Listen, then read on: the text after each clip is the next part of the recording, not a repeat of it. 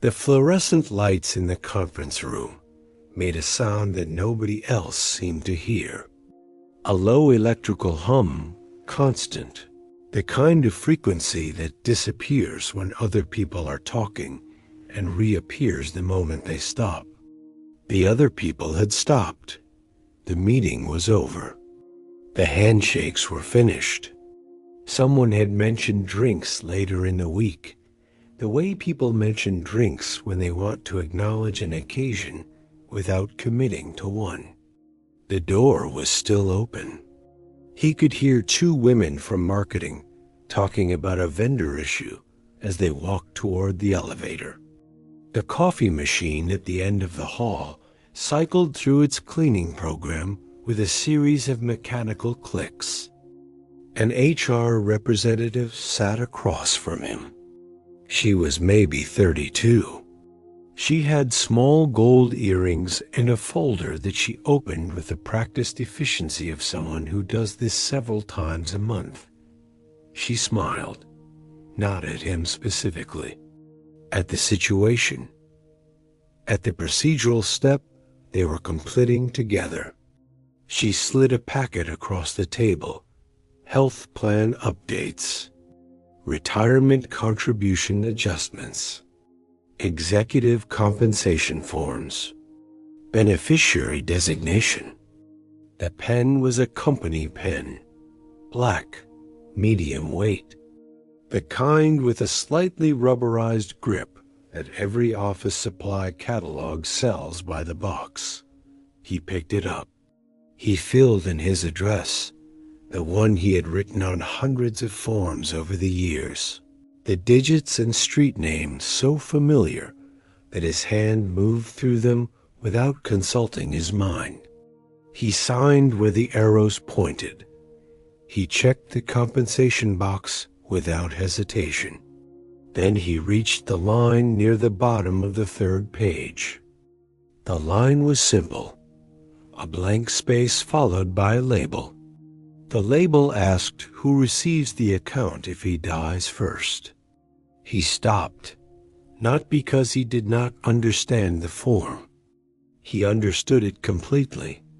That was the problem. He understood exactly what the line was asking and exactly why his pen was no longer moving. The HR representative glanced at her phone, not impatient, just filling the pause the way people fill pauses when they assume the other person is reading carefully. She did not look up. She did not notice anything. A man reading a form carefully after a promotion is not unusual behavior. It looks like diligence. It looks like the kind of seriousness you would expect from someone who just moved into a higher tier. It was not diligence. It was a 4-second confrontation with a question that the entire rest of the day had been designed to avoid.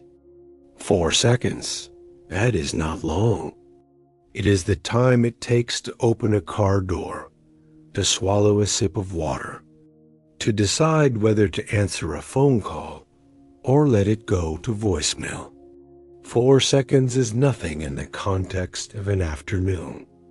But these 4 seconds had a specific weight. They were the seconds during which a 53-year-old man who had just received the most significant professional recognition of his career looked at a blank line on a government-mandated form and could not produce an automatic answer to a question that most adults answer without thinking. He wrote a name eventually, a sibling, his brother who lived in another state, who he talked to every couple of weeks, who would be surprised by the phone call if the form ever activated. The name was legally valid. It would satisfy the requirement. It would process correctly through whatever system processed these things. He signed the rest of the packet, handed it back, thanked her, and walked to his office. The office was slightly larger now, or it would be once facilities moved him next week. For the moment, he sat in the same chair, at the same desk, looking at the same dual monitors he had looked at for 3 years. The left monitor showed his email, 14 new messages since the announcement. The right monitor showed the quarterly report he had been working on that morning, before the meeting, before the handshake, before the fluorescent hum in the empty conference room. The title on his email signature would change by end of week. The title on the quarterly report would not. The report did not care who wrote it. The report cared about accuracy and deadline. He went back to the report. Here is what the promotion was supposed to mean. It was supposed to mean arrival, not arrival in the emotional sense. He was not the kind of man who expected trumpets or standing ovations. He had watched other people receive promotions over the years and understood the mechanics, the announcement, the brief ceremony of congratulations, the administrative processing, the return to work. He knew what it looked like from the outside. He had seen it enough times. But arrival in the structural sense, a confirmation that the sequence had worked, that the decades of showing up, performing, adjusting, delivering, and enduring had produced the right outcome, that the architecture was sound. That is how other people read it. People said things like, "You earned this," and "This is what happens when you stay focused," and "You must feel great." Each statement carried an assumption underneath it. The assumption was that professional achievement at this level is evidence of a resolved life, that a man who reaches a senior position has, by definition, built something that works, that the discipline required to get here must have organized everything else too. Nobody examined the assumption. It moved through the room like weather. People believed it because the alternative was harder to think about. The alternative was that a man could do everything right inside one domain and still have the other domains remain exactly as they were 20 years ago. That possibility did not fit the narrative, so it was not considered. The promotion did not reduce his fragility. It concentrated it. More compensation means more income tied to one person, one role, one functioning body, one uninterrupted capacity to keep showing up. The title rises, the responsibility expands. The structure gets taller. It does not get wider. The entire operation still rests on a single point of continuity. Him, his health, his presence, his discipline, his unbroken ability to keep doing what he has always done. Nothing about the promotion added a second load-bearing wall. He knew this, not in those words. He did not sit in his office thinking about load-bearing walls. But he knew it the way a man knows the roof needs work. You see the stain on the ceiling. You know what the stain means. You do not go up and look because you already know what you would find, and knowing it formally would require you to do something about it. So you leave the stain. You walk under it every day. You notice it, and then you stop noticing it. Until the next rain? The form had been a rain. The congratulatory emails came in clusters throughout the afternoon.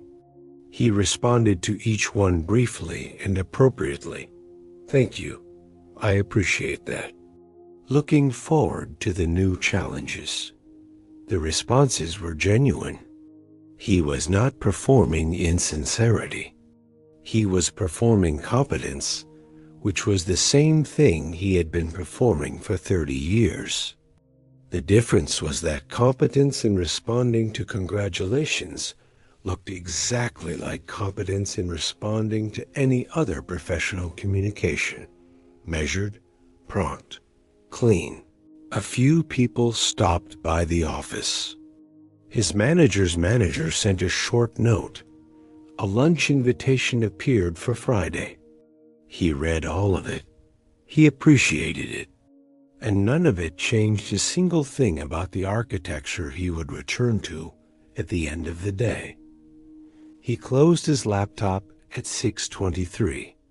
He knew the time because he always closed his laptop within the same 15-minute window. Not by policy, by rhythm.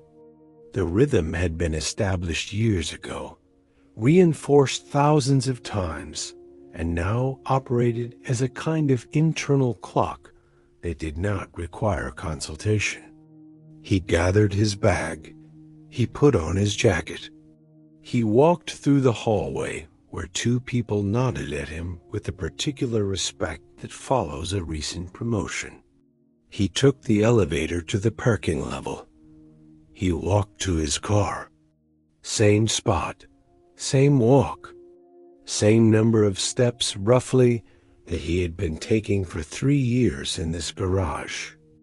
The drive was 26 minutes. It was always 26 minutes, unless there was an accident on the interchange, in which case it was 40. Tonight, there was no accident. The route did not change. The highway did not change. The exit did not change. The neighborhood did not change. The house at the end of the route did not change. He pulled into the driveway. The porch light was on because it was on a timer. He had set the timer himself 2 years ago after reading an article about home security that recommended consistent exterior lighting. The timer turned the light on at 6:15 and off at 11, every night, without variation, without consultation, without anyone else knowing or caring what time the porch light operated. He unlocked the door. He stepped inside. He set his bag on the bench by the door, a same bench where the bag had been set every workday evening for as long as he had owned the bench. He loosened his tie. He stood in the kitchen. The kitchen was clean because he had cleaned it that morning. The counters were clear because he kept them clear. The dish rack held 1 plate, 1 fork, 1 glass from last night's dinner.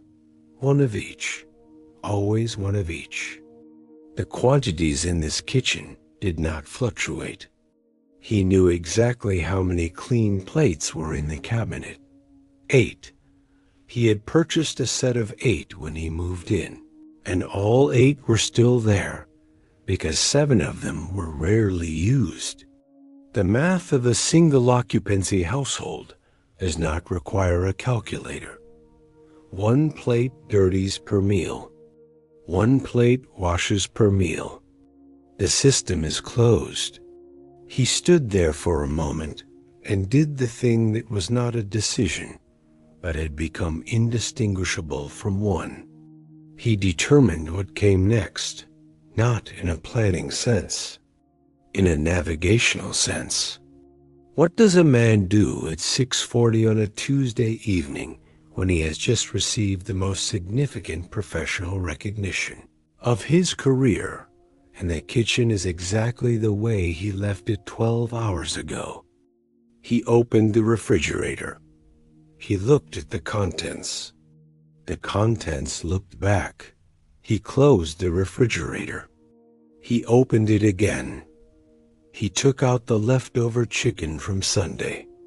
He ate it standing at the counter on the 1 plate with the 1 fork. He rinsed the plate. He placed it in the rack. The promotion had nowhere to land. That is not a metaphor about loneliness. It is a spatial observation. The promotion as a life event had dimensions. It carried weight. It represented decades of effort. And when it arrived at the place where the man actually lived, it found no surface to receive it, no conversation to enter, no shared atmosphere to alter, no second perspective to absorb it. The milestone had moved along a single track all day, from institutional announcement to institutional processing to institutional congratulations to institutional email. Then the man came home, and the track ended. The professional domain stopped at the front door. On the other side of that door, everything was the same as it had been that morning. The same temperature, set to the same number, by the same person, for the same person. There is a particular rhythm to the days immediately following a promotion that most people experience against a backdrop of personal life. There is someone at home who heard the news. A dinner that was slightly different that night. A conversation that went later than usual. The achievement is witnessed not only by colleagues who benefit from it professionally, but by someone who benefits from it personally. Someone who cares about it for reasons that have nothing to do with organizational structure. For the man standing in his kitchen, the transition from ceremony to administration happened without that middle step. The promotion left the conference room and arrived at his refrigerator. It did not stop anywhere else. No one received the news in a way that changed the texture of their evening. No one adjusted dinner plans. The milestone moved from institutional announcement to leftover chicken without deviation. This is not self-pity. This is geography. The promotion had one destination because the life had one active channel. What the promotion was expected to do over time was settle something. It was expected to function as retroactive proof that earlier decisions had been sound. The years of sustained effort, the evenings spent working instead of somewhere else, the weekends given to preparation, the social events declined, the relationships that did not form or formed and dissolved while the career kept its shape. All of that was supposed to look, in the light of this promotion, like a coherent strategy rather than a series of defaults. There is a specific kind of hope that attaches itself to professional milestones in the absence of personal ones. It is not loud hope. It is not desperate. It is the quiet expectation that if a man accumulates enough professional validation, the unresolved questions about the rest of his life will become less pressing. Not answered, just less pressing, less visible, less sharp. The promotion was supposed to do that. None of that recognition reached the part of the structure that actually needed it, because the part that needed it was the part the form had quietly pointed to. The part where the answer to a simple administrative question required 4 seconds of silence in a conference room with bad lighting. A promotion can increase status without changing the load-bearing design of a life. He finished the chicken. He washed the plate. He went to the living room and turned on the television, not because he wanted to watch anything, but because the sound filled a room that would otherwise contain only the refrigerator's compressor cycle and the central air clicking on and off. The evening proceeded the way evenings proceed when a man has been managing them alone for long enough that the routine is no longer a choice. It is the architecture itself. There are things about a man's daily life that only become visible when you describe them in sequence instead of in summary. He wakes at 5:41, not because the alarm is set to 5:41. The alarm is set to 5:45. His body stopped waiting for it years ago. It learned the rhythm the way a muscle learns emotion, through repetition so deep that consciousness is no longer required. He opens his eyes. The ceiling is the same ceiling. The light is the same light, or the same absence of light, depending on the season. No one else registers the shift. No one else's breathing changes. The room transitions from sleep to waking as a solo event. He gets up. He walks to the bathroom.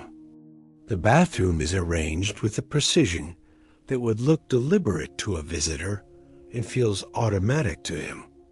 The toothbrush is in the same spot. The towel is on the same hook. The medications, the ones that started at 47, are in a small tray by the sink.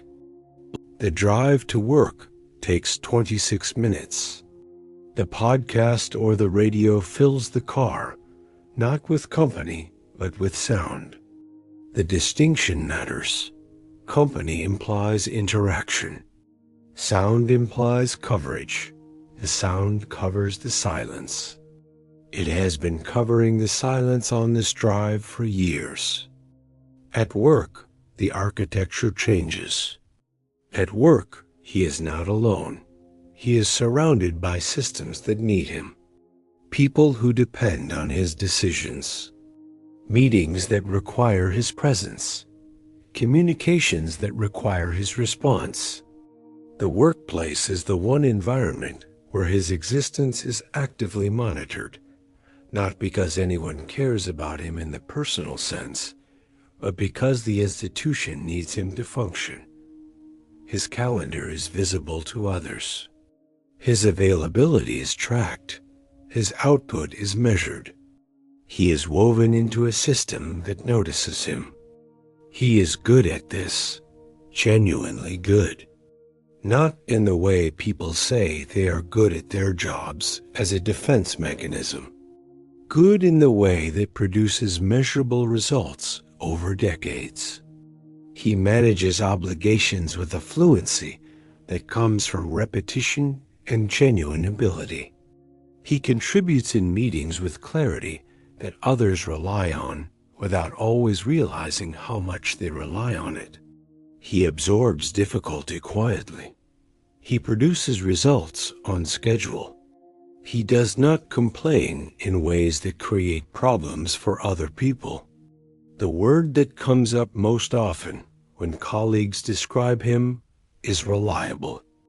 This is accurate. He is reliable at work, in logistics.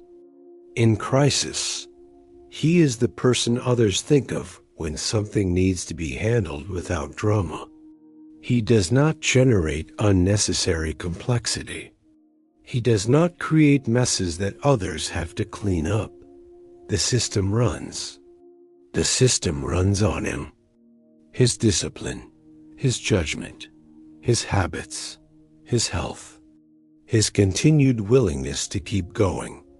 There is no second engine, no backup generator, no one else who carries operational knowledge of how the daily machinery works. He is the infrastructure, the operator, and the maintenance crew. And because the system runs well, nobody asks whether the arrangement is sustainable. They see that it works, and they move on to their own concerns. At home, the efficiency continues, but the monitoring disappears. He pays bills before they are due. He keeps the house in working order.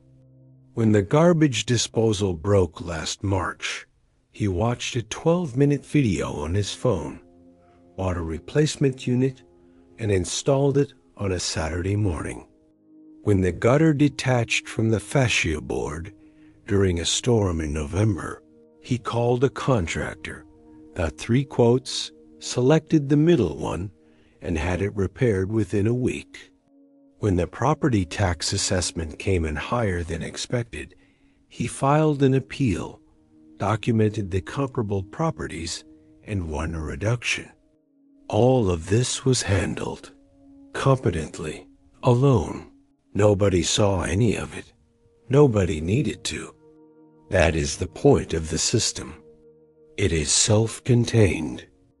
The grocery store is where the arithmetic of his life becomes most visible, though he would never describe it that way.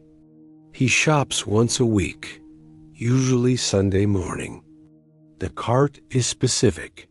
The quantities are calibrated. 1 chicken breast or 1 steak, portioned for a single meal. 1 bunch of bananas, small, because a large bunch browns before 1 person can finish it. 1 loaf of bread, the small loaf, because the full-sized one goes stale by Thursday. Milk in the pint, not the gallon. Everything is scaled to 1. The cashier does not notice this. Cashiers process hundreds of transactions. They do not pause to observe that the man in lane 7 is buying exactly what a single occupancy household requires and nothing more. The proportions are invisible to everyone except the man managing them. He knows. He has known for years. He does not think about it. The cart fills with the quantities it fills with, and he pays, and he drives home, and he puts everything away in a refrigerator organized for the same audience as the closet. There is a reason the career became the organizing center of this life, and it is not the reason most people assume. The common assumption is that he chose work over connection, that he selected ambition and accepted the cost. The assumption carries moral weight, and it is mostly wrong. The more precise explanation is simpler. Work became the center because work was the one domain where effort reliably converted into result. He learned this in his late 20s, not as a conscious lesson, as an accumulated experience. He put in preparation, and the meeting went well. He developed a skill, and the review reflected it. He took on responsibility, and the title changed. The relationship between input and outcome was legible. Imperfect, but legible. He could track the cause and effect. He could adjust his approach and see a corresponding adjustment in results. The other domains did not operate this way. He went on dates in his 30s, a fair number of them. He was not a man who avoided social contact or feared rejection so deeply that he never tried. He tried. He showed up. He made conversation. He followed up when the evening went well.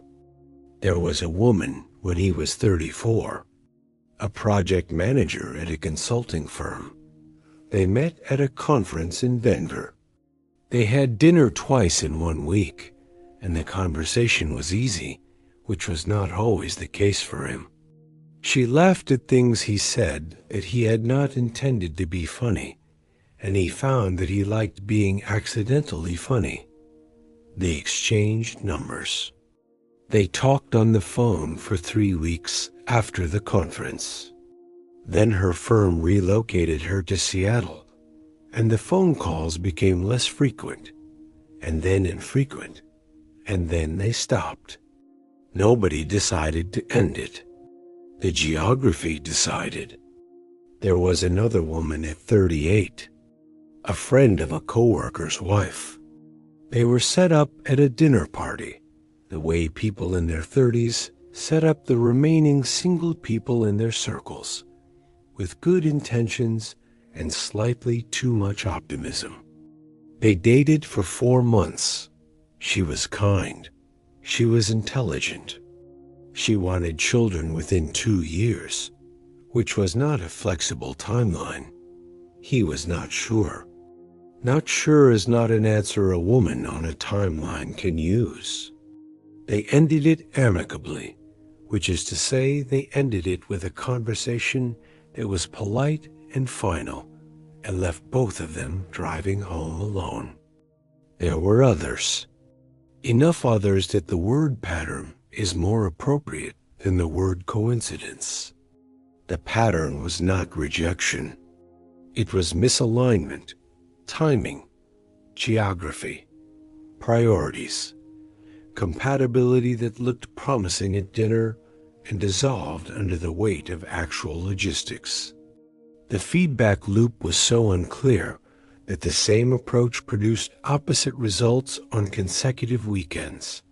There was no performance review, no metric, no legible cause and effect, just ambiguity, repeated ambiguity, for years.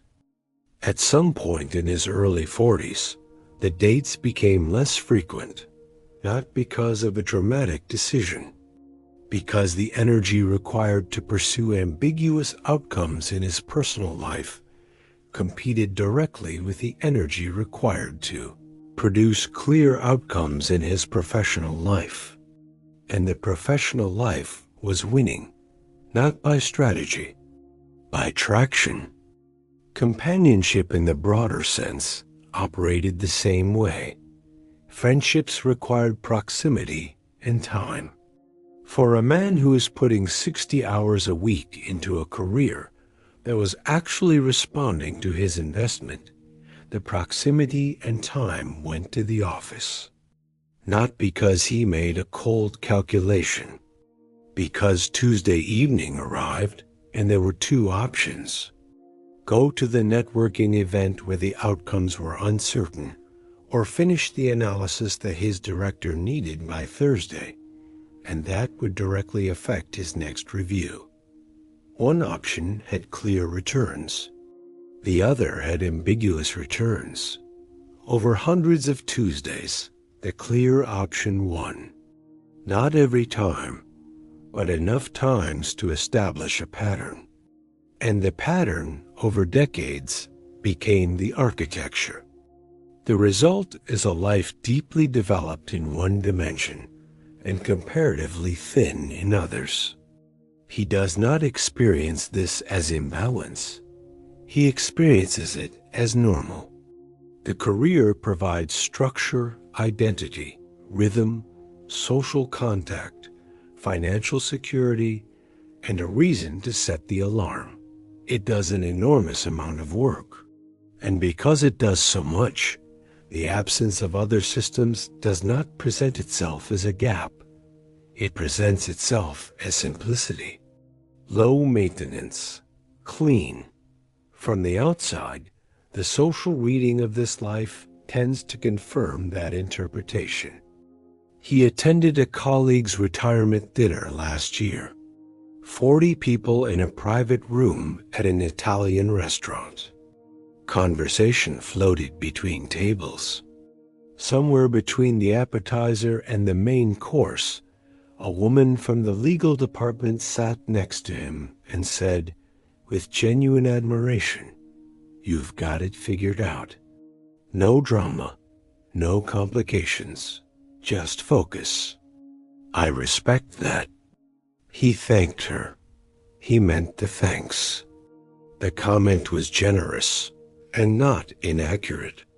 From her vantage point, sitting in the middle of a marriage she described as a negotiation that never ends, his life looked like a deliberate achievement. Strategic independence. Enviable clarity. He did not correct her. There was nothing to correct, exactly. The observation was half true. The half that was true was that his life was, in fact, free of a certain kind of complication. The half that was not addressed was the question of whether the absence of complication was the same thing as the presence of completeness. Both social readings of the never-married successful man perform the same function. They protect dignity. They translate a complex situation into a clean narrative. And they make further inquiry unnecessary. If he is free by choice, there is nothing to examine. If he is focused by design, there is nothing to address. The story is tidy. It can sit on a shelf. The problem with tidy stories is that they discourage inspection. When the narrative says he is fine, nobody looks for evidence that the structure might be thin. The competence is visible. The composure is visible. The functioning is visible. These qualities create a shield, not a shield he intentionally raised. A shield that forms automatically around any system that appears to work. Behind that shield, the structural reality is thinner than the surface suggests. Not catastrophically thin, not secretly falling apart, just thinner. Fewer load-bearing walls than the exterior implies. More dependence on continuous, uninterrupted performance from a single individual than anyone, including the individual, has taken the time to fully assess. The promotion fit neatly into the social reading. It was the latest and most visible piece of evidence that the system worked. It confirmed the narrative. He stayed focused. He stayed disciplined. He avoided unnecessary complications. And the institution recognized his value. What the promotion did not confirm, and what no amount of social reading can confirm, is whether the life around that professional value contains enough secondary structure to remain stable when the primary structure is interrupted. A life can appear stable for years when its stability depends on one disciplined man doing all of the carrying himself. That appearance is not deceptive. The stability is real. The discipline is real. The carrying is real. What is missing is not effort. What is missing is a second structure. Something that shares the load. Something that holds when the primary system needs maintenance. The promotion validated the primary system. It said nothing about what exists beside it. The week after the promotion, he sat in a financial advisor's office on the 14th floor of a building downtown. The office smelled like new carpet and the particular nothing scent of commercial havoc. A framed series of certificates hung on the wall behind the advisor's head. The advisor was younger than him by 10 years, maybe 12.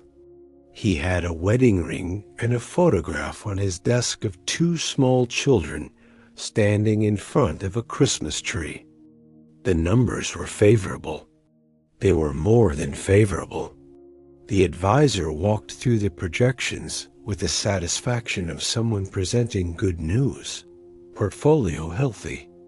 Retirement ahead of schedule. Liquid reserves well above the recommended threshold. The overall picture was, by any standard metric, strong. Then the advisor moved to the structural questions. Who has power of attorney if you are incapacitated? Who is the executor? Who has access to the accounts in an emergency? Who knows where the documents are kept? These were not new questions. They had been addressed in prior meetings. The answers were on file. But the advisor raised them again because the promotion changed the scale. Higher compensation meant more complex equity. More complex equity meant more decisions that had to be made correctly. The structural questions were the same. The consequences of leaving them loosely answered were larger. The man had answers. His brother for the power of attorney. An estate attorney for the executor designation. documents in a fireproof safe in the closet of the second bedroom, and digital copies on an encrypted drive. The answers satisfied the legal requirements.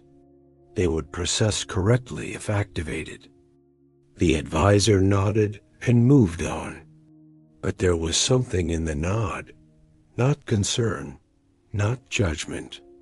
A professional awareness that the answers, while technically complete, were conspicuously thin. The kind of answers that satisfy a checklist without reflecting a life that has built layered, practice systems of mutual support. There is a difference between a designated person and an integrated person. A designated person is a name on a form. An integrated person is someone who knows the daily rhythms well enough to step in without a manual. Someone who knows where the medications are, not because they were briefed, but because they were there when the prescription changed. Someone who knows the passwords, not because they received an envelope with instructions, but because the digital life has been shared over years of proximity. Someone who knows which bills are on autopay and which require manual approval, who the doctor is, what the allergies are, which neighbor has the spare key. The texture of the actual life, not the outline. For a married man, that integration happens gradually. A spouse absorbs operational knowledge of the household through daily proximity. They know where the insurance documents are because they were present when the filing system was organized. The knowledge distributes itself through shared life without deliberate effort. For the man in the advisor's office, the designated person lived 800 miles away. His brother. They talked every few weeks. The relationship was genuine. It was not operationally close. If something happened tomorrow, his brother would have legal authority and almost no practical knowledge. He would arrive, if he could arrive quickly enough, and begin the process of figuring out a life he had never operated. Where are the keys to the safe? What is the code for the alarm system? Which bank holds the primary checking account? Is the mortgage payment automated or manual? What is the name of the doctor? Is there a car? And they listened. They believed the signal. Why wouldn't they? The signal was consistent. The evidence supported it. He was fine. He was always fine. He handled his taxes, his health, his house, his car, his finances, his career, his meals, his maintenance, his insurance, his legal documents, and his daily existence without producing a single visible distress signal in 30 years. So the people around him allocated their concern elsewhere, not consciously, not cruelly, rationally. They gave their attention to the people who seemed to need it. The sister going through a divorce, the friend whose business was struggling, the colleague who was visibly overwhelmed. The people who displayed cracks received check-ins, offers, intervention. The man who displayed no cracks received something else: respect, admiration, distance. He is not avoided because he failed. He is bypassed because he appears complete. This is the trap that competence builds. The better he manages his life, the less likely anyone is to look behind the management. The more self-contained he appears, the less reason anyone has to wonder whether the containment is covering for the absence of something else. The qualities that built career, that earned the promotion, that made the surface look stable, are the same qualities that made the interior less likely to be examined by anyone. including himself. Consider the emergency contact form. Most adults fill it out without hesitation. A spouse, a partner, a parent, a sibling nearby, someone whose phone number surfaces instantly because the relationship is close enough that the contact is automatic. For a never-married man in his 50s, the emergency contact question carries a weight invisible to the person collecting the form. He has someone to write down. There is always someone to write down. But the someone may be a friend who would be surprised by the call, a sibling who would need to book a flight, a colleague whose involvement would end at the perimeter of the workplace. The name satisfies the form. The reality behind the name may not satisfy the situation. Now think about who knows his schedule on a given Tuesday. His assistant knows. His direct reports know. His manager knows. The people who depend on his presence in meetings and his responsiveness to email. These are the people who would notice first if he did not show up. Not because they are emotionally close, because they are operationally dependent. If he does not answer emails for a day, someone at work follows up. If he misses a meeting without notice, someone at work calls. If he does not log in for 2 consecutive days, someone at work escalates. The professional system has monitoring built into its design, not because it cares about him as a person, because it needs him as a function. Imagine a Monday, a specific Monday. He does not show up. His first meeting is at 9. By 9:15, his direct report sends a message. By 9:30, the direct report calls his cell phone. No answer. By 10, someone checks his calendar. By 10:30, the assistant contacts his manager. By 11, the question has escalated to, has anyone heard from him?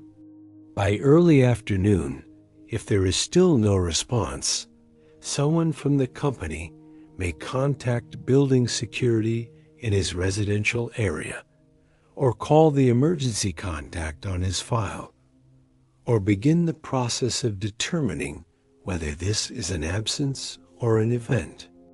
The professional system would detect his disappearance within hours. Specific, motivated hours. Hours driven by operational dependency and scheduled meetings and deliverables that were expecting his input. Now imagine the same Monday, but outside of work. He does not call a friend. He does not respond to a text. He does not appear at the gym he occasionally visits. He does not pick up his dry cleaning. How long before anyone outside the professional system notices? 3 days? A week? 2 weeks? The answer varies depending on the specific man and his specific network. But for many men in this position, the honest answer is longer than the work system. Significantly longer. Outside of work, the monitoring thins to almost nothing. If he does not call a friend for 2 weeks, that is normal. If he does not respond to a text for several days, that is unremarkable. If he does not appear at a social gathering, people assume he was busy. The threshold for concern is dramatically higher outside the professional context. The result is a man who is most visible where he performs and least visible where he lives. The office knows his patterns. The house contains his absence. The system that would notice disruption fastest is the system organized around his output, not his existence. This is not anyone's fault. It is the natural consequence of a life organized around a single active domain. The domain that receives the most investment generates the most awareness. Over time, the professional system becomes the de facto relational infrastructure, not because it was designed to be, because nothing else was built to the same operational depth. The promotion intensified this. A higher role means more people depending on his decisions, more systems calibrated to his participation. The professional monitoring grid got denser. The personal one remained exactly the same. High income does not eliminate fragility when the entire system still depends on uninterrupted function from one man. The salary is larger now. The title is more prominent. The institutional recognition is at its peak. And underneath all of it, the same single-point architecture remains. One person, one body, one capacity. One unbroken chain of daily performance holding the whole thing together. The promotion did not weaken that chain. It added more weight to it. 6 weeks after the promotion, he got sick. It started as a scratching in the back of his throat on a Monday. By Tuesday afternoon, the scratching had become a cough.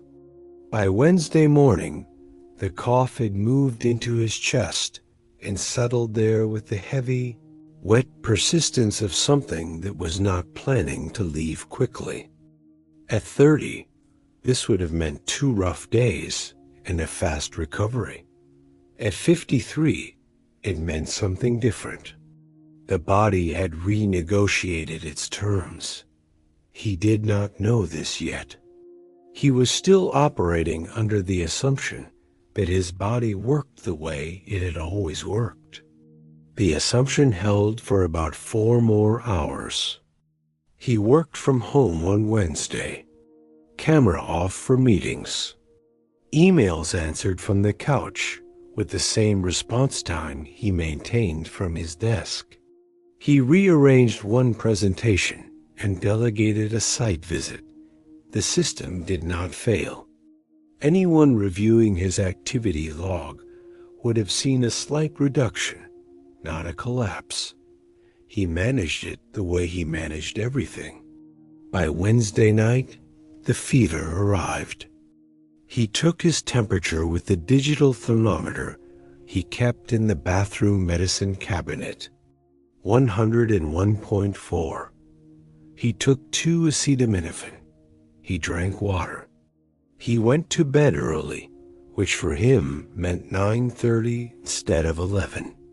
The sheets were the same sheets. The pillow was the same pillow. The room was the same room. Nothing about the environment had adjusted for the fact that the person inside was now operating at reduced capacity. He woke at 2:14 in the morning. He knew the time because the clock on the nightstand displayed it in pale blue digits. 2:14.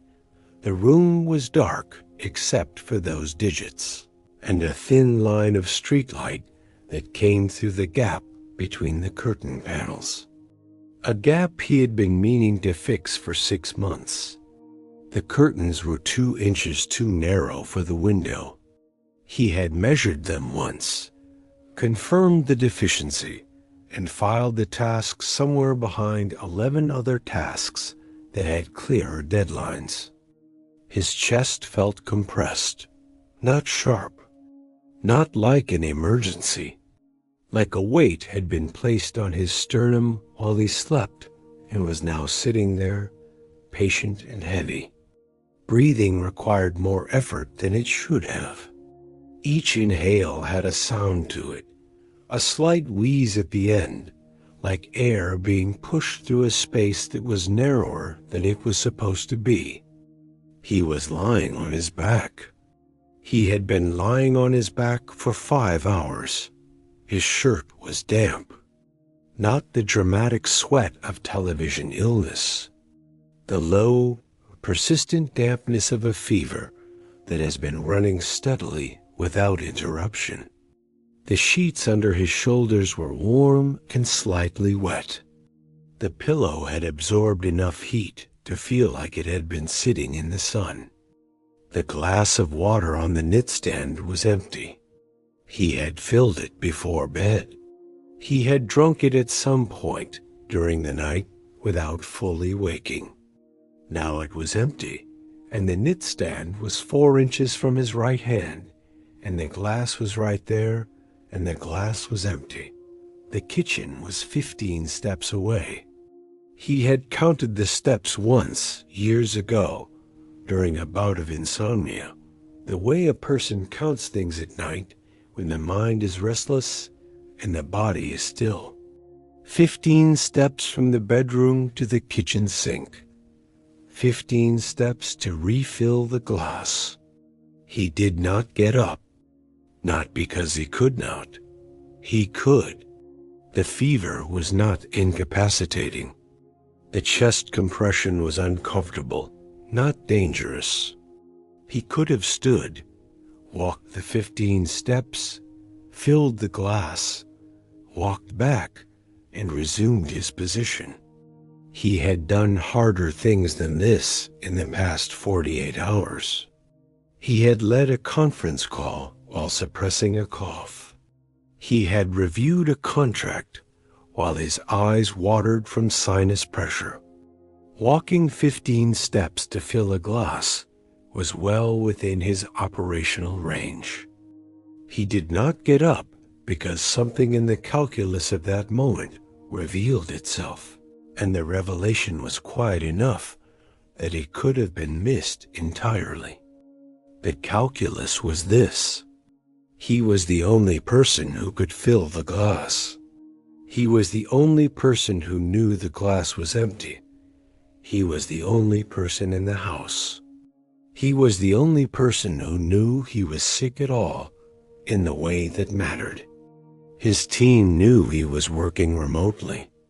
His assistant knew he had rescheduled the site visit, but no one knew that he had been lying in the same position for 5 hours, because sitting up made his chest feel like it was being compressed from the inside. No one knew the glass was empty. No one knew the sheets were damp. No one knew the fever. No one was going to walk in with water, or medication, or a hand on the forehead, or even the simple question that contains everything. How are you doing? This is the moment that needs to be described carefully, because it is easy to mischaracterize. He was not in danger. He was not dying. He was not on the verge of a medical emergency. He was a 53-year-old man with a chest infection and a fever of 101, lying in bed at 2 in the morning with an empty glass of water, and he was completely structurally alone. Not emotionally alone in the way that songs describe. Structurally alone. No one was coming. Not because no one cared, because no one knew. His phone was on the knitstand next to the empty glass. He could have called someone, his brother, a friend, a colleague. He could have sent a text. He did not, for a reason that anyone who has lived alone for decades will understand without explanation. The reason is this: calling someone at 2 in the morning because you have a chest infection and an empty glass of water converts a manageable situation into a relational event. It creates concern. It generates obligation. It shifts the dynamic. The person who receives the call has to do something with the information. They have to worry, or offer to come over, or ask follow-up questions, or feel guilty for not being closer. The call itself, regardless of its content, becomes a statement. The statement is, I am alone and I need someone. And that statement, for a man who has built his entire adult identity around not needing someone, carries a cost that exceeds the inconvenience of an empty glass. So he lay there. He managed the discomfort. He breathed through the wheeze. He waited for the acetaminophen to continue doing whatever it was doing. He listened to the sounds of the house at 2 in the morning. The refrigerator compressor cycling on. The tick of the furnace expanding in the ducts. A car passing on the street outside, headlights sweeping briefly across the curtain gap. The house doing what the house does at night when no one is watching. Operating its systems. Running its programs. Maintaining its temperature. Indifferent to the state of the person inside it. At some point, he fell back asleep. He did not remember falling asleep. He remembered being awake, and then he remembered the alarm going off at 5:45, and the space between those 2 points was just gone. He turned off the alarm. He sat up. The chest compression was still there, but fainter. The fever had broken slightly during the night. The sheets were dry now, the dampness having evaporated while he slept. He got up. He walked the 15 steps to the kitchen. He filled the glass. He drank it standing at the counter. He refilled it. He took his medications. He made coffee. The coffee machine started its cycle, and he stood there waiting, in the same kitchen, at the same counter, in the same silence. The morning light came through the window above the sink. It hit the countertop at an angle that he had seen thousands of times. The counter was clean. It was always clean. He had wiped it before going to bed last night, out of habit, even with the fever. Even sick, the routines ran. That was either admirable or revealing, depending on how you looked at it. He opened the cabinet for a mug. There was one mug in the dish rack from yesterday's coffee. He used it. He poured the coffee. He stood at the counter and drank it. The coffee was the right temperature, the right strength, the right amount. Everything in this kitchen was calibrated for exactly one person, and the calibration was perfect. Nobody had ever made coffee in this kitchen that was too strong for his taste, or left a mug in the sink that he had to wash before using his own, or taken the last of the milk without telling him. The kitchen operated without friction, without negotiation, without the tiny compromises that come from sharing a space with another adult. It also operated without anyone asking if he was feeling better, without anyone observing that his color was off, or that his cough sounded worse than yesterday, or that maybe he should stay in bed instead of opening his laptop. The kitchen offered him exactly what he had designed it to offer: efficiency, solitude, and a cup of coffee that was precisely the way he liked it, handed to him by no one. He opened his laptop at the kitchen table. He began answering emails. The system resumed. The illness lasted 10 days, 2 rounds of antibiotics. 3 weeks before he felt fully restored. He worked through most of it. The output continued. The system performed under stress. But something had registered, not as a thought he would have articulated, as a sensation. A physical memory of lying in the dark with an empty glass and a closed phone, and a body that was not cooperating, and a house that did not care. The sensation faded as the illness faded. The routine absorbed it. The competence covered it. The system resumed its normal operation, and the moment submerged under the return of daily function. This is how it works for a man like this. The exposures do not arrive as catastrophes. They arrive as quiet data points that surface briefly and then disappear under routine.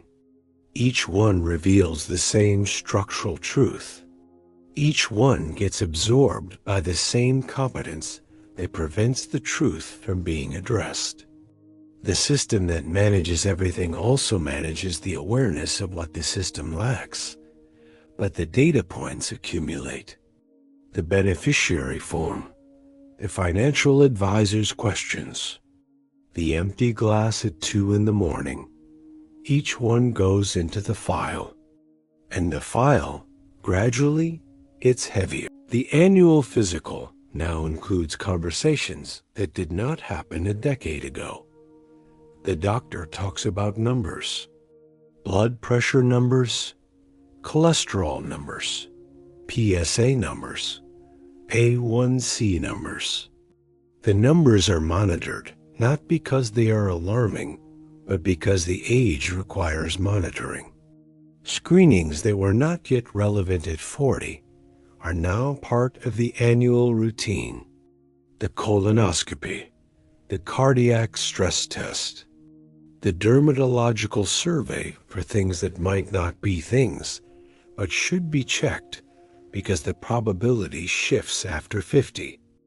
Each medical conversation carries a structural implication that has nothing to do with the medical content itself. The implication is this: if recovery takes longer, the tolerance for disruption shrinks. If energy is less abundant, the margin narrows. If the body requires more maintenance, the time and attention available for everything else adjusts. For a man whose entire life system rests on his continued capacity to function at a high level, the aging body is not primarily a medical event. It is a structural event. The question surfaces, not abstract, not philosophical, mechanical. What happens if this body cannot operate at current capacity for 6 months? An injury, a surgery, a diagnosis that requires extended treatment, not a hypothetical catastrophe, a realistic scenario that any actuary would assess as increasingly probable with each passing year. Who manages the finances during that period? Who communicates with the employer? Who handles the house? Who makes medical decisions if he cannot? Who steps into the operational gap? The answers are the same answers that satisfied the financial advisor, the brother, the attorney, the designated people. And the practical reality of those answers, under the pressure of an actual 6-month disruption, would be thin. These are not fear-based questions. They are engineering questions. The same kind of questions that any competent systems designer asks about critical infrastructure. What is the redundancy plan? Where is the failover? The man has spent his career asking exactly these questions about institutional systems. He has identified single points of failure in corporate operations. He has recommended structural diversification. He has never applied the same rigor to the system he lives inside, not because he lacked the ability, because the system was performing well enough that the audit never seemed necessary. The promotion made the audit harder to defer, not by failing, by succeeding in a way that illuminated the limits of what professional success can actually cover. The title got larger. A structure did not get wider. And the body, which does not care about titles, continued its quiet renegotiation with time. 2 months after the promotion, the company hosted a dinner. His name was mentioned in the remarks. A senior vice president said a few words about leadership pipeline and organizational strength. People raised glasses. He nodded with a brief, appropriate expression that neither oversold the moment nor dismissed it. The dinner ran late. Conversations at the bar afterward moved through the usual territory: market conditions, upcoming restructuring, someone's daughter getting into medical school, someone else's kitchen renovation that was 3 months behind schedule and $60,000 over budget. The small circulating currency of personal life that people trade in social settings. He participated. He listened. He offered a comment about the market conditions. He asked a question about the renovation. He was not withdrawn. He was not uncomfortable. He was present in the way a man is present when he is fluent in the language of the conversation, but has less vocabulary in the particular dialect being spoken. The dialect of domestic life. The dialect of shared projects and joint frustrations and mutual exhaustion, and the specific granular complaints that only come from having another person permanently in the architecture of your days. The man with the renovation talked about his wife's opinions on countertop materials, quartz versus granite. The way he described the disagreement contained a kind of affectionate exasperation that only exists inside a partnership. He was complaining and not complaining at the same time. He was sharing the texture of a life that included another person's preferences competing with his own. The audience understood. Most of them lived inside the same kind of friction. The woman whose daughter got into medical school talked about the application process, the essay reviews, the interview practice, the airport runs for campus visits, the late-night phone calls when confidence wavered. The story was a mother's story, but it was also an architecture story. She was describing a structure that had been built around another person's future. Layers of involvement, investment of time and emotion and logistics. A life organized not only around her own trajectory, but around someone else's. He listened to both stories and contributed to neither. He could discuss professional topics with authority. He could talk about markets, strategy, organizational dynamics, industry trends. These were conversations where he had currency. But the currency of personal entanglement, the specific details of living inside a structure that includes other people's needs and schedules and opinions, that currency was not in his wallet. Not because he was deficient, because his life had not produced it. He had professional vocabulary. He had competence vocabulary. He had current events vocabulary. What he did not have was the vocabulary of entanglement. Nobody noticed the gap. A man who listens more than he shares in casual conversation is perceived as reserved, maybe private, maybe just tired. The social read is generous because the surface gives no reason for concern. He drove home around 11. The highway was mostly empty. He pulled into the driveway, turned off the engine, and sat in the car for a moment.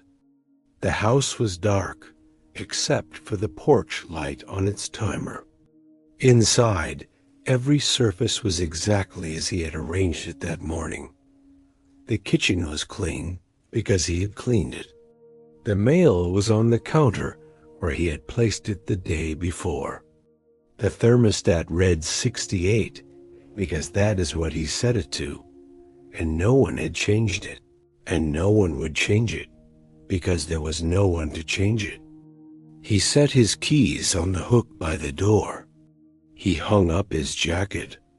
He stood in the kitchen at 11:15 on a Thursday night and did the navigational calculation that had become indistinguishable from a habit. What comes next?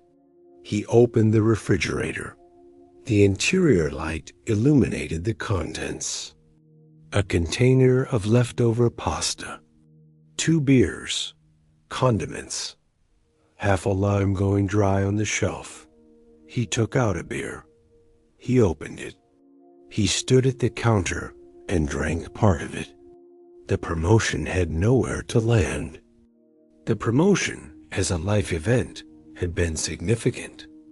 It represented decades of effort culminating in recognition at the highest level he had reached. And when it arrived at the place where he actually lived, it found no conversation to enter, no shared atmosphere to alter, no second perspective to absorb it, no broader circle of consequence. The milestone had completed its entire social circuit without ever leaving the institutional perimeter. It was celebrated at the office. It was acknowledged at the dinner. It was processed through administrative paperwork. And then the man came home, and the professional domain stopped at the front door. On the other side of that door, Thursday night was the same as every other Thursday night. He finished the beer. He rinsed the bottle and placed it in the recycling bin under the sink. He turned off the porch light manually. He went to his room. He set the alarm he did not need. He went to bed. It is worth examining what the career has actually been doing inside this man's life for the past 3 decades. Not what it produced, what it has been doing. What role it has quietly absorbed beyond compensation and title. The career organized his time, not just work hours. His entire day. He wakes for the job. He eats on its schedule. His evenings are shaped by its demands or by recovery from them. His weekends are either preparation or decompression. Vacation is planned around the fiscal calendar.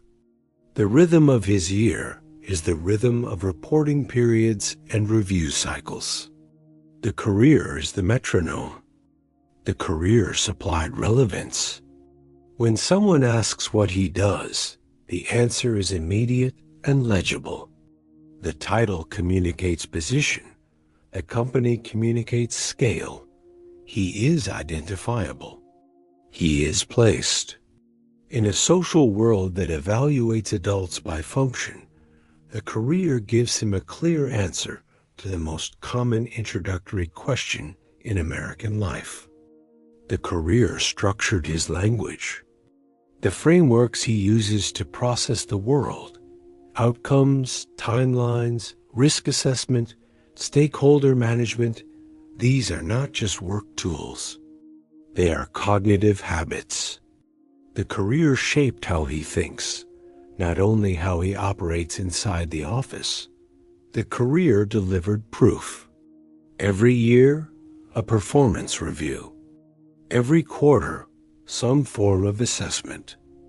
Every project, an outcome that can be pointed to. In a life where many experiences leave no tangible record, the career is a continuous archive of contribution. And the career prevented drift. This is perhaps the most underappreciated function. On days when nothing else provides direction, the job provides direction. On mornings when internal purpose is unclear, external demands are clear. The career fills the space, reliably, without asking whether he wants it to. For decades, this arrangement worked. The career performed all of these functions simultaneously. The man was not aware of the accumulation. Nobody sits down and consciously assigns identity, time structure, relevance, proof, and drift prevention to a single system. It happens 1 year at a time. The career takes on a little more, and a little more, until the weight it carries extends far beyond the job description. The promotion increased every one of these functions. A larger role means more time, more identity invested in the title, more relevance tied to the position, more proof generated by the outcomes, more structure, more demand.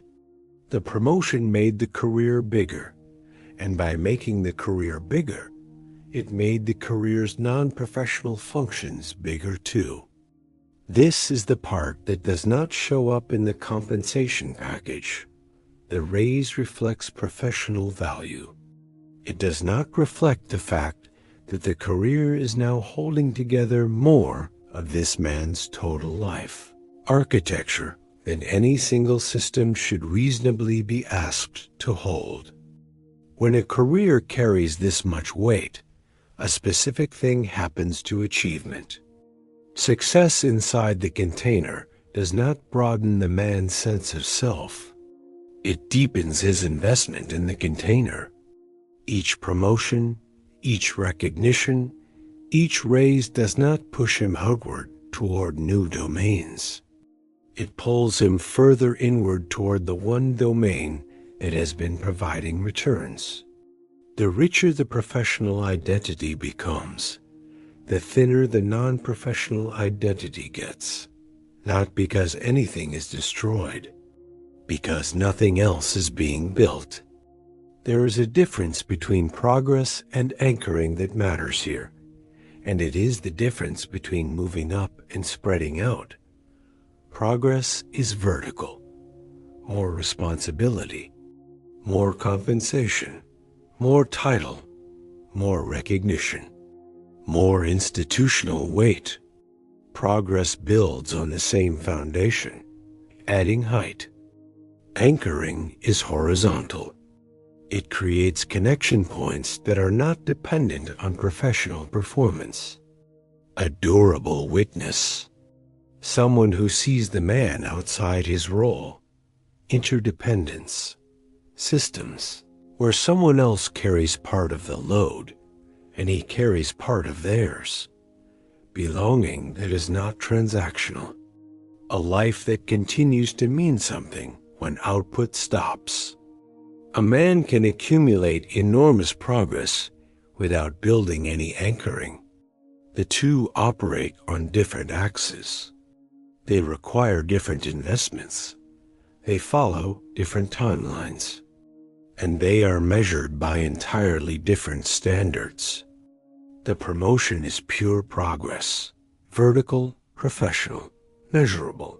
It is the system rewarding its own metrics. And those metrics are legitimate, but they only measure one axis. The other axis, the horizontal one, the one that connects the man to structures outside his performance, did not move when the promotion was announced. It has not moved in a long time. This is the central disturbance, not a dramatic crisis, not a breakdown. A quiet structural recognition that the achievement is real and its inability to alter the deeper architecture is also real. Both things coexist without contradiction. The career is genuinely strong. The life around the career is genuinely thin. And the promotion, by being the most visible career success he has experienced, made the contrast sharper than it has ever been. Nothing is wrong. That is the disorienting part. If something were wrong, there would be a problem to solve. He is excellent at solving problems. But this is not a problem in the conventional sense. It is a condition. A structural condition that has been present for years and has only now become visible because the one system that was growing just grew again, and the disparity with everything else became harder to absorb. Success can expose unfinished architecture more clearly than failure. Failure provides an explanation. It says, "Here is why things are incomplete." Success removes that explanation. It says, "You did everything right in the domain you invested in. You performed, you delivered, you earned the recognition." And still, the deeper structure did not change. There is no obstacle to point to. There is only the recognition that achievement, even significant achievement, operates within boundaries it cannot cross. When work is carrying identity, income, relevance, and continuity at once, achievement strengthens the system and endangers it at the same time. Every reward work delivers is another reason to keep the weight where it is. Every success inside the container is another argument against examining what exists outside it. The promotion was the strongest argument the container had ever made. And that is precisely why it exposed the rest of the structure so clearly. Before going further, something needs to be said that this analysis has not yet said clearly enough. Not every man in this position is missing something. There are men who live alone at 50, at 60, at 70, whose solitude is not a structural gap, but a genuine, examined preference. Men who tried partnership and found it reduced them.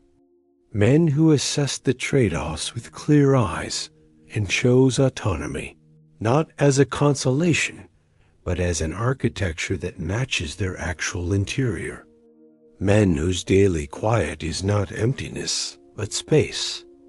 Men who have built friendships deep enough to carry weight, communities active enough to provide witness, and internal lives rich enough that the absence of a domestic partner is not. These are real advantages. A man who has lived independently for 30 years knows exactly what independence provides. The freedom is real. The simplicity is real. The absence of interpersonal friction is real. He is not romanticizing it. He is living inside it every day. But at a certain point, some of what has been classified as independence may be more accurately described as unsupported continuity. The distinction is not about whether independence is valuable. It is about whether the label is doing too much work. Whether the concept, which sounds strong and clean and admirable, is covering for a structural reality that would be described differently if the label were removed. What if some of what he calls independence is actually sole decision burden? Sole maintenance burden? Sole financial engine? Sole emergency responder? Sole witness to the daily life? The reclassification does not change the facts. He still lives alone. He still manages everything. He still operates with discipline and competence. The reclassification changes the interpretation. It asks him to see the same arrangement through a different lens. Not self-pity, not regret, a structural lens. The same lens he has used professionally for decades, turned inward. This is not comfortable, but it is not devastating either. A man who has spent his career evaluating systems is not unfamiliar with discovering that a system he built has a design limitation. It does not mean the system is worthless. It means the system needs a more complete assessment. He begins, without dramatic announcement, to apply a different audit criterion. The old criterion was simple. Am I doing well? Is the career working? Is the system performing? The new criterion adds a layer. What depends entirely on me? What part of this system has no backup? What happens if I stop performing for a sustained period? What has been deferred because the career kept producing enough evidence to delay the question? These are engineering questions. He recognizes the methodology. He has applied it to operations, teams, processes, infrastructure. He has identified single points of failure in corporate contexts and recommended structural changes. He has written reports about the risk of over-concentration. He has never applied that analysis to his own life, not because he lacked the ability, because the system was performing well enough that the analysis never seemed necessary. The promotion made it necessary, not by failing, by succeeding in a way that illuminated what success in one domain can actually cover. The word anchor gets used loosely. It gets attached to romance, to marriage, to the idea that a man needs a partner to be complete. That is not what this is about. Anchor means something more specific, a structure outside of achievement that can hold weight.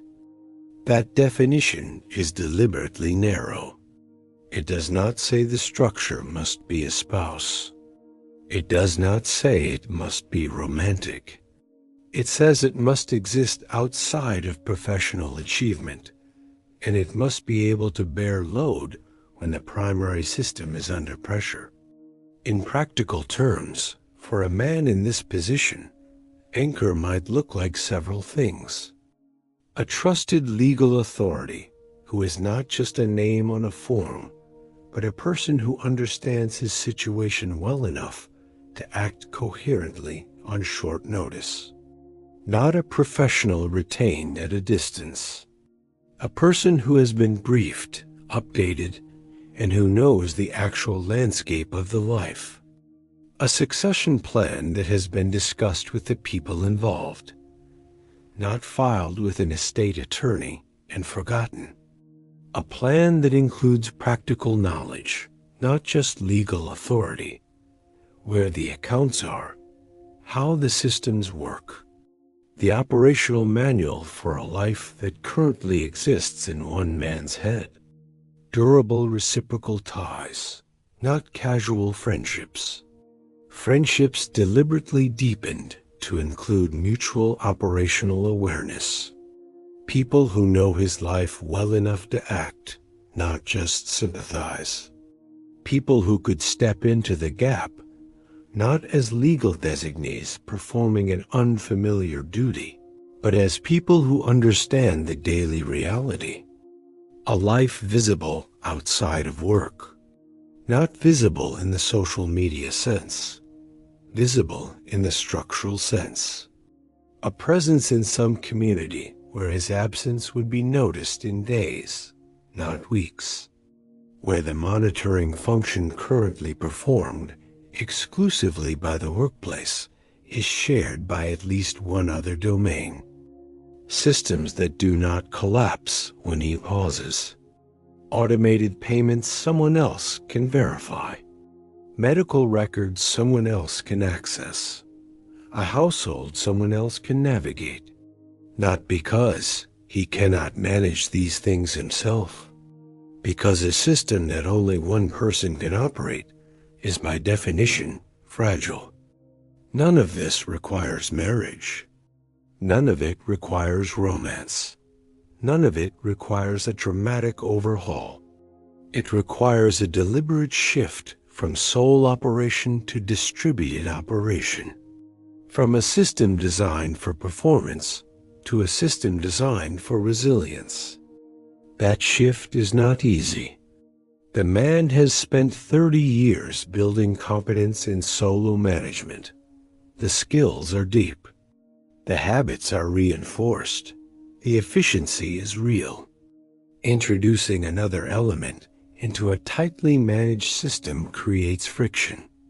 It requires explanation. It requires trust.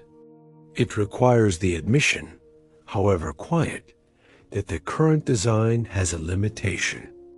For a man who has built his identity around competent self-management, that admission carries weight.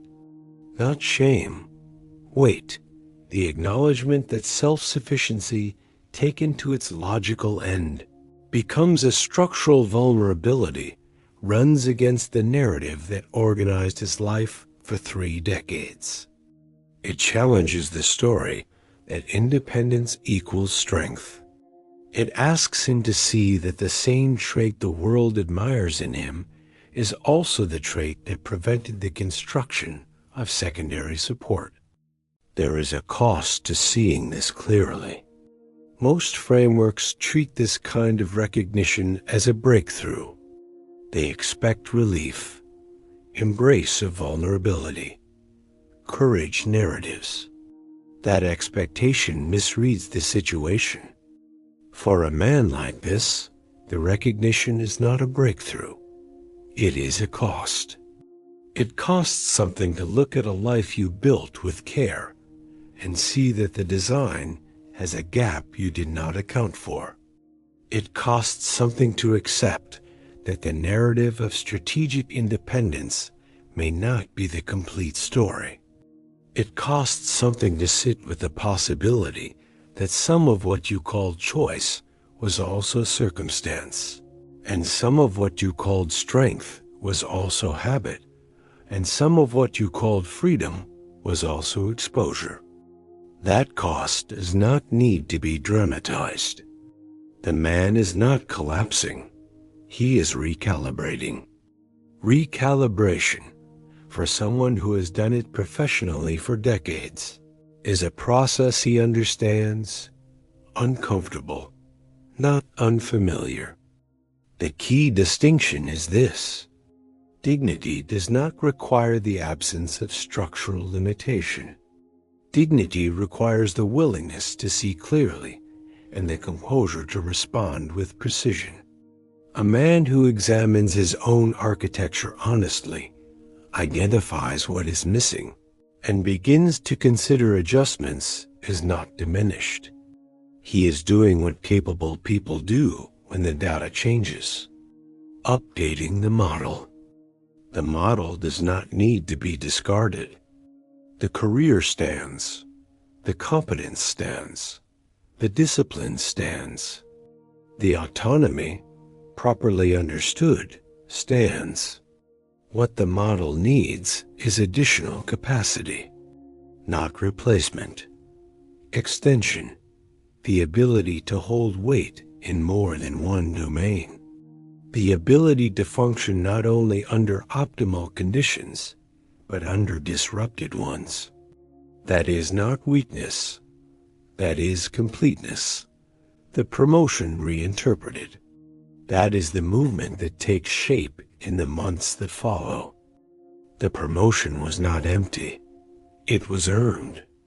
It reflected decades of genuine contribution. Nothing about this analysis diminishes what he built, but the promotion was incomplete.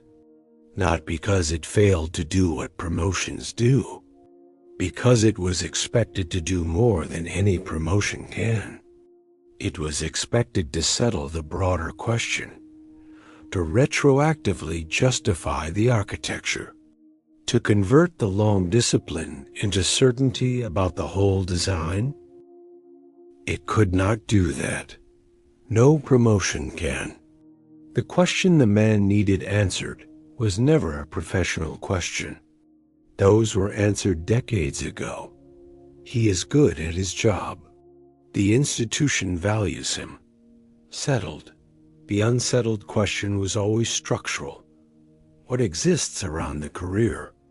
What holds when the career is removed? What persists when performance stops? The real function of the promotion, seen from a few months' distance, was diagnostic. It proved that maximum professional validation could not resolve the structural questions that live outside the professional domain. It proved that a career can reach its highest expression and still leave the surrounding architecture untouched. The problem was never that the promotion meant nothing. The problem was expecting it to mean everything. This was never an argument against ambition. Nothing in the preceding hours was designed to suggest that the man should not have built what he built. A career was not the wrong project. It was the right project, executed at a high level over a long period of time. Work is not the villain. There is no villain. Work received effort and returned compensation. It received consistency and returned advancement. It received years and returned a title and a reputation and a financial position that most people would consider enviable. The system functioned as designed, and this was never an accusation against a man who built a functioning life through discipline. Self-sufficiency is not something to apologize for. It is a genuine capability. It is rare. It has served this man well in 100 different situations across 3 decades. The achievement stands. What changes is the interpretation of what the achievement covers. A man can spend decades becoming valuable. He can become so valuable that institutions compete for his contribution. He can accumulate compensation, respect, reputation, and authority. He can do all of this through legitimate effort and sustained discipline. And he can still discover, in a quiet moment with a form or a fever or an empty kitchen, that value is not the same thing as structural continuity. Value is what the world assigns to his output. Continuity is what remains when the output stops. They have never been the same thing. But for a man whose life is organized around a single high-performing domain, the distinction between them can remain invisible for a very long time.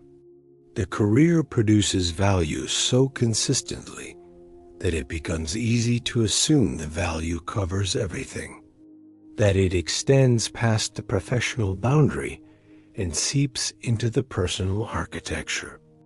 It does not. Value stays where it is earned.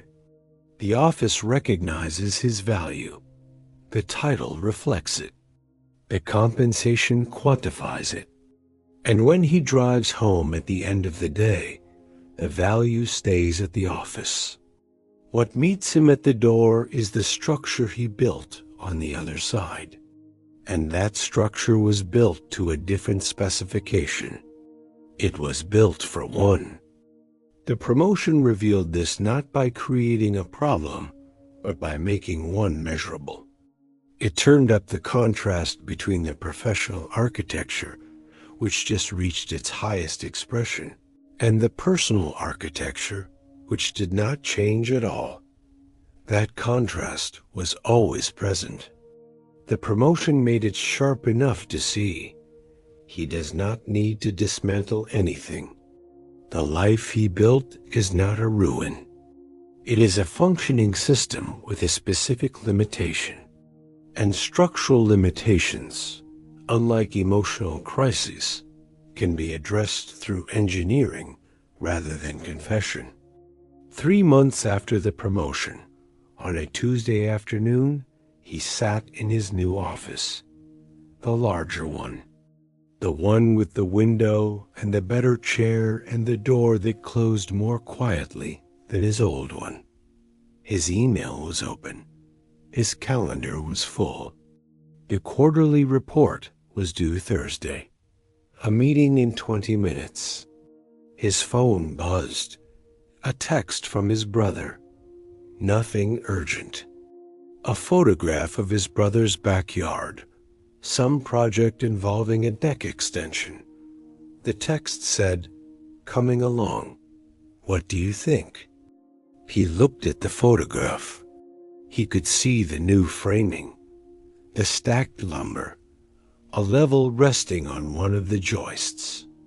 In the background, his brother's kitchen window, and through it, a blurred shape that was probably his brother's wife moving through the room. He typed back, "Looks good? Cedar?" His brother replied, "Composite, less maintenance." He put the phone down. He looked at the quarterly report. He looked at the photograph again. He was not thinking about structural analysis. He was not thinking about load-bearing walls or single points of failure or the diagnostic function of professional milestones. He was thinking about the deck, about the fact that his brother was building something that would be used by multiple people, that the deck was being constructed not for one person, but for a household, that the lumber and the joists and the composite boards were being assembled into a structure that would hold the weight of a family on summer evenings for the next 20 years. His brother had mentioned the deck weeks ago, a project for spring, something for the kids to play on, something for the adults to sit on when the weather turned. The project had a purpose beyond the builder. It was being constructed because the life around it required it. The family needed space. The house needed extension. The structure was a response to the demands of multiple people inhabiting the same architecture. The man looked at the photograph one more time. He noticed the level resting on the joist. He noticed the precision. His brother was not a carpenter. He was an accountant. But he was building something with his hands for people he lived with in a yard they shared. The project was imperfect. The framing was slightly uneven in one corner. It would be fine. It would hold. And in August, his brother would sit on that deck with a beer, and his wife would bring out whatever she brought out on summer evenings, and the kids would run across the boards, and the structure would hold them all. The man's structures held only him. They held him very well. They were precisely engineered, efficiently maintained, and consistently reliable. They held one person at the highest possible standard. That was their design. That was their limitation. He was not envious. He was not sad. He was noticing. There is a difference between noticing and suffering. He was simply seeing, with a clarity that had been building since the afternoon of the beneficiary form, that the structures he built and the structures his brother built served different purposes. Neither was wrong. They were answers to different questions. He closed the text. He went back to the quarterly report. The meeting was in 12 minutes. He had data to review. He had a system to operate. The system needed him, and he responded to that need with the same discipline and competence that had defined his entire professional life. The day continued. The calendar filled. The emails arrived and were answered. The meeting happened and concluded. The quarterly report moved forward. The system performed. Everything functioned. For never-married men past 50, the central question is not whether they have done enough. Many have done more than enough. The careers are real. The discipline is beyond question. These are men who built substantial professional lives through sustained effort and genuine ability. The world recognized that. The institutions recognized that. The compensation recognized that. The sharper question is whether the life around that competence can hold weight when competence is interrupted. whether the structure that looks so clean from the outside contains enough redundancy to function when the single operator is unable to operate, whether the independence that earned respect for 3 decades has been supplemented at any point by something that does not depend on continued performance. That is not a question about worth. It is a question about design, and it is where the real examination begins. Not in the conference room, not in the compensation adjustment, not in the congratulatory emails. The examination begins in the places that promotion could not reach. The beneficiary line, the empty glass at 2 in the morning, the kitchen at 11:15, the space between what was earned and what was built. The man knows this now. He knew it before, in the way a person knows something they have not yet allowed to become fully legible. The promotion made it legible. The rest is his. He is not going to change his life overnight. He is not the kind of man who makes dramatic gestures. He is the kind of man who identifies a structural issue, evaluates the options, and begins to make adjustments with the same measured discipline he has applied to everything else. Whether those adjustments happen is not guaranteed. Clarity does not automatically produce action. A man can see a structural gap clearly and still choose not to address it. That is his prerogative. That is his autonomy. And that autonomy, even now, even in the context of this analysis, deserves respect. But the clarity exists. It was not there before the promotion. It is there now.